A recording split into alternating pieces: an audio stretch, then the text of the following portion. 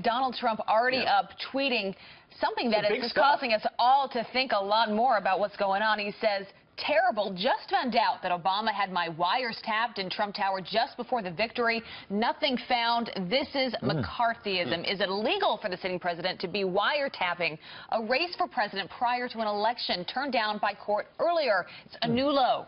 And he also tweeted, "I'd bet a good lawyer could make a great case out of the fact that President Obama was tapping my phones in October just prior to the election." So we're following this like you are in real time. These tweets just came out in the last 10 or 15 minutes. What is he referring to specifically? Has he been briefed on something specific the public doesn't know about yet? Or there have been reports suggesting that there are intercepts of some of the conversations of General Flynn and others on the whole Russia deal. And so is he suggesting that the intercepts with information of the conversation, did that come from a wiretap approved by the Obama administration to, though specifically, he says, tap into the phones at Trump Tower? At Trump Tower, which obviously a sitting president going after essentially the incoming president would jack up this whole story the current president has been talking about how the Obama administration was setting traps, these leaks that we see now. This would jack it up that there was a wiretap before the election. Remarkable. This could totally change this entire conversation. I mean, as he said in that tweet, McCarthyism.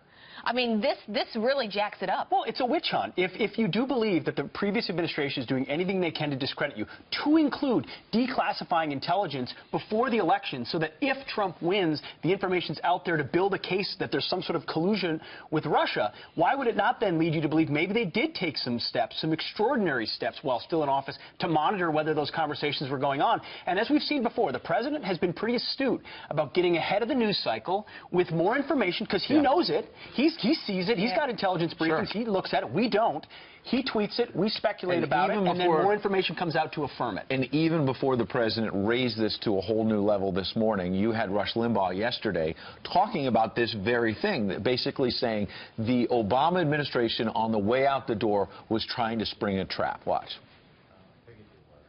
A silent coup that was put in place by Obama and the Democrats during the transition and before, even after the election. What is happening here is a full-fledged effort here to deny Trump the actual control of governing, of the government, by leaving so many Obama career people appointed, by going so slowly on confirming Trump's cabinet appointees. I'm telling you, if you want to find out who's really working together to sabotage the United States, you find the link between Barack Obama, Vladimir Putin, and the Russian government. That's the story. You know, the conservative talkers have been all over this. Rush Limbaugh, Mark Levin calling it a secret coup. You put it together, what's being done against this president. It's discredited. Now we're finding out it was formalized even beforehand. Pete, you are on President Trump. I am following his Twitter feed right now. Just 2 minutes ago, we can't barely keep up right now. Just 2 minutes ago, the president tweeted, "How low has President Obama gone to tap my phones during the very sacred election process? This is Nixon Watergate.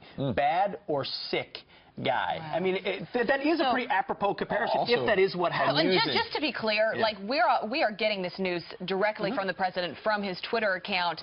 When he got these reports and how this all came about, we don't have any of those details or how significant all of this is. But I can't imagine he would tweet something like this, Ed, unless he had some real concrete evidence to back that up. At least suggesting it. And I think it's interesting that he's turning that Watergate analogy, did you notice, around on the Democrats? Because remember, about 2 weeks ago, it was, this administration is like, this is worse than Watergate, the DNC said, in terms of the Russia thing. And I had a viewer tweet me last hour saying, what were you talking about when you said there's no there? I'm saying, is there evidence? Because that's the point. And Pete has been making this, and Abby has as well, which is, look, you can have meetings with the Russian ambassador. That does not prove there was criminal action, doesn't prove there was a problem, an ethical issue. The key is the content. Is there any evidence there? Is there anything behind it? Just talking to somebody, obviously Nancy Pelosi and Chuck Schumer have now found out, they met with the Russian ambassador too, so meetings don't mean that much.